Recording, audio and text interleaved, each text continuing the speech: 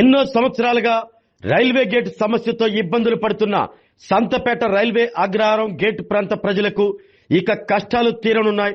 స్థానిక శాసనసభ్యులు దామచర్ల జనార్దన్ రావు, ఎంపీ మాగుంట శ్రీనివాసులు రెడ్డి ప్రత్యేక చొరవతో రైల్వే శాఖ ద్వారా 20 కోట్ల రూపాయల నిధులతో చేపట్టిన అండర్ పాస్ నిర్మాణ పనులు ఇప్పుడు శరవేగంగా సాగుతూ చివరి దశకు చేరుకున్నాయి.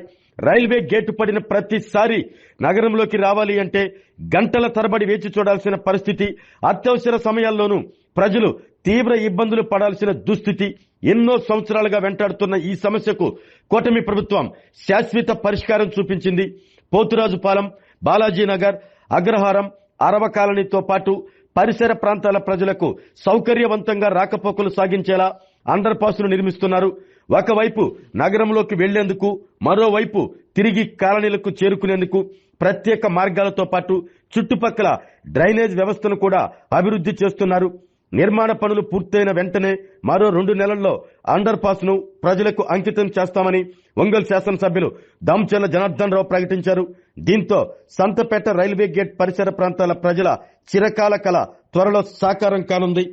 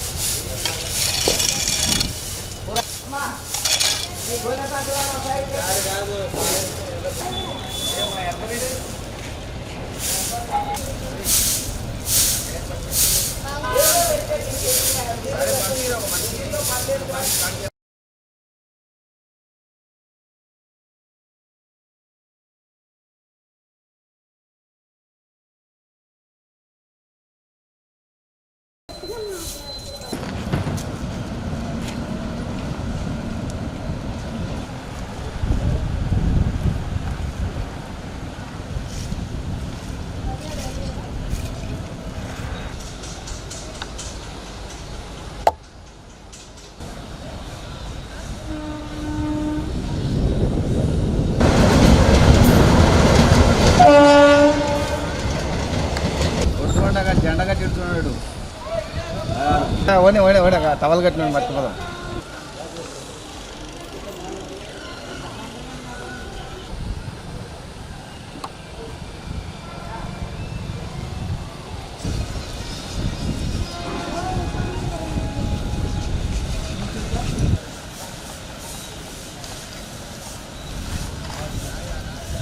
ఈరోజు ఎప్పటి నుంచో కరవాది కూడా మేజర్ ప్రాబ్లము. ఈరోజు ఒంగోలులో వచ్చేసి అక్కడ అగ్రహారం గేట్ దగ్గర ఏ విధంగా ప్రాబ్లము ఎప్పటి నుంచో 1-2 గంటలు వెయిట్ చేయాల్సి వస్తుందో అదే మాదిరి ఇక్కడ కూడా కరవాది కూడా మేజర్ పైన విలేజెస్ అన్నీ కూడా ప్రాబ్లం ఉండేది. దీనికి ఆర్ఓబిది ఒకటి శాంక్షన్ అవ్వటం జరిగింది, పైన అది కూడా మొదలు పెడుతున్నారు. ఇక్కడ మన ఎస్సీ కాలనీకి ఇక్కడ అండర్ పాస్ కూడా దీన్ని కూడా శాంక్షన్ అయిపోయి అండర్ పాస్ దగ్గర చిన్న చిన్న ఇష్యూస్ ఉంటే దానికోసం అని చెప్పి ఈరోజు వచ్చాం. అదేవిధంగా విజయవాడ మన రైల్వే వాళ్ళు, అదేవిధంగా మన ఎంఆర్ఓ గారు, మన గ్రామస్తులు అందరితోటి, ఇంకా ముఖ్య నాయకులు మన వెంకటరామయ్య కానీ వీళ్ళందరితో కూడా ఇక్కడ ఉండే మేజర్ సమస్య ఏందనేది కూడా అందరు కూడా గ్రూప్ డిస్కషన్ పెట్టాం. అదేవిధంగా పంచాయతీరాజ్ డిపార్ట్మెంట్ వాళ్ళు కూడా వచ్చారు, ఈ గారు వీళ్ళంతా కూడా వచ్చారు. కాబట్టి దాన్ని అన్ని వాళ్ళకు కూడా పూర్తిగా అర్థమయ్యేటట్టు వాళ్ళందరికీ కూడా వివరించడం జరిగింది. దాంట్లో ఇది 3.5 మీటర్స్ మనకు అండర్ పాస్ పెడతానంటున్నారు. అండర్ పాస్ 3.5 పెడితే ఇబ్బంది వస్తుంది. రేపు భవిష్యత్తులో ఏమైనా హెవీ వెహికల్స్ వెళ్ళాలంటే ప్రాబ్లం అవుద్దని చెప్పేసి అవన్నీ చెప్పిన తర్వాత ఇప్పుడు దానికి కూడా వాళ్ళు 4.5 దాకా వాళ్ళ పైన వాళ్ళతో కూడా మాట్లాడి దాన్ని రెక్టిఫై చేస్తామని చెప్పారు. అది చేస్తే భవిష్యత్తులో కూడా ఇప్పుడు ఇబ్బంది లేకుండా ఉంటుందని చెప్పి దానికోసం ఈరోజు అందరినీ కూడా పిలిచి పెట్టాం. ఇప్పుడు ప్రస్తుతానికి ఏదైతే ఈ రోడ్డు ఉందో ఆ రోడ్డును కూడా దాన్ని మళ్ళీ లో లెవెల్లో ఉంది కాబట్టి దాన్ని కొంత రెక్టిఫై చేసి వాటర్ రేపు వర్షాకాలంలో వాటర్ వచ్చినా ఇబ్బంది లేకుండా ఉండటానికి దాన్ని ఏం చేయాలనేది కూడా దాన్ని కూడా ఇన్స్ట్రక్షన్స్ ఇచ్చాం. అదేవిధంగా కొంత సైట్ కొంచెం కావాలని చెప్తే రెవెన్యూది కూడా ఎంఆర్ఓ కూడా చూసి దాన్ని కూడా లోపల కాలనీకి పోయేటప్పుడు ఇబ్బంది లేకుండా ఉండేటట్టుగా దాన్ని కూడా చెప్పడం జరిగింది. ఓవరాల్గా ఇదేమో ఒక 7 నెలల్లో అండర్ పాస్ రెడీ అయిపోద్ది. ఫ్లైఓవర్ ఆర్ఓబి కూడా ఎన్ని రోజులు పడుతుంది? అది ఒక 1.5 year పడుతుంది.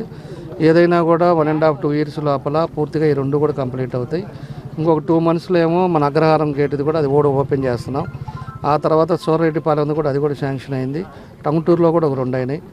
ఇదివరకు ఎప్పుడు కూడా రైల్వే వాళ్ళ దగ్గర పూర్తిగా చాలా ఫైనాన్స్ కూడా చాలా వాళ్ళకి ఇబ్బంది లేదు, చాలా బడ్జెట్ ఉంది. కాకపోతే మనం పోయి అప్రోచ్ అవ్వటం ఇవన్నీ కూడా లేకపోవటం లేట్ అవ్వటం వల్లే ఇలాంటివన్నీ కూడా ఆగిపోయినాయి. కాబట్టి ఇవన్నీ అయిపోతే ప్రజలకు కూడా కంఫర్ట్గా ఎక్కడ కూడా ఆగకుండా మనం ఉండేదానికి అవకాశాలు ఉంటాయి. ఏదన్నా పేషెంట్స్ ఏదన్నా రావాలన్నా గేటు పడి చాలా ఇబ్బందులు పడ్డాము ఇదివరకు. ఈరోజు ఉండే పరిస్థితుల్లో మన ప్రభుత్వం వచ్చిన తర్వాత కూడా మనం పిహెచ్సి సెంటర్లు అలాగే విలేజ్ సెంటర్లు అన్నీ కూడా పెడుతున్నాం. హెల్త్ సెంటర్లు కూడా పెడతా ఉన్నాం. ఎక్కడెక్కడైతే సచివాలయాలు ఉన్నాయో అక్కడ కూడా హెల్త్ విలేజ్ పెట్టడం జరుగుతూ ఉంది.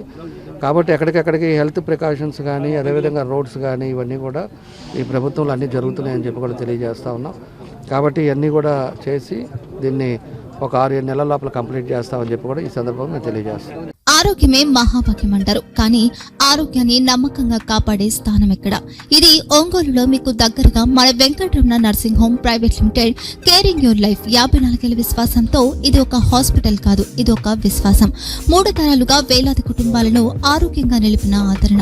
మా నిపుణుల వైద్య బృందం మా దగ్గర అనుభవం కలిగిన బృందంలో అందించే సేవలు neuro surgery, general medicine, diabetes, pulmonologist, general surgery, ophthalmology, urology, orthopaedic, ENT, paediatrics, dental surgery, anaesthesiology, gynaecology, cardiology, emergency మరియు క్రిటికల్ కేర్.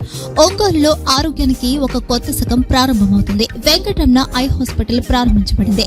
కంటి ఆరోగ్యానికి ప్రత్యేక పరిష్కారంగా ప్రభుత్వ ఉద్యోగులు, రిటైర్డ్ ఉద్యోగులు మరియు వారి కుటుంబ సభ్యుల కోసం ఈహెచ్ఎస్ ద్వారా వైద్యం, క్యాష్లెస్ సేవలు, మెడియాసిస్, స్టార్, జీహెచ్పిఎల్, ఆదిత్య బిర్లా, బజాజ్ అలియన్స్ మరియు ఇతర ప్రముఖ హెల్త్ స్కీమ్లు అందుబాటులో ఉన్నాయి.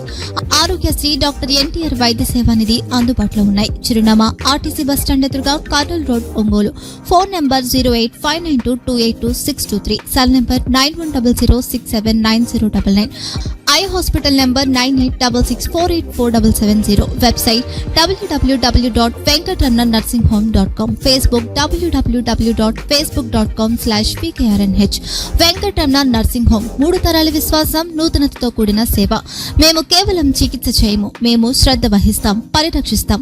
సేవ చేయడం మాకు ధ్యేయం.